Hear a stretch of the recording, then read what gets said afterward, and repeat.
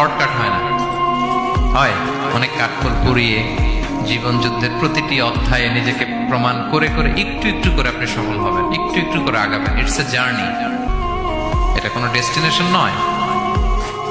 এবং সফল হওয়ার পথ পরিক্রমায় কোনো লিফট নেই, সিঁড়ি বেয়ে উপরে উঠতে হয়। কি বেয়ে? কিন্তু আমরা সফল হতে চাই কিভাবে? ডাইরেক্ট 100 তলায় আমি সফল, উপরে সবার উপরে আমি, এইভাবে চাই সফলতাটা। সবার উপরে উঠে যাব, গোল্ড মেডেল গলায় পরাই দিবে, আমরা সাকসেসফুল না। সফলতার রাস্তায় কোনো লিফট থাকে না, কি দিয়ে উঠতে হয়?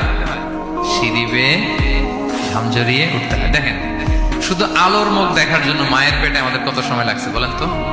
জাস্ট একটু লাইট, হ্যাঁ 9 মাস 10 মাস সময় লাগছে শুধু একটু আলো দেখবো আমরা।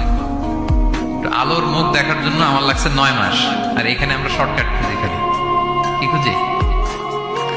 সফলতার কোনো শর্টকাট নেই। অল্প এফোর্টে যারা সফল হতে চায় এরা কোনোদিন সফল হয় না। ইউসুফ আলাইহিস সালামের জীবনীটা একটু খেয়াল করেন, একটু একটু করে তিনি সামনের দিকে গিয়েছেন এবং সবশেষে ইজিপ্টের ফিনান্স মিনিস্টার হয়েছেন।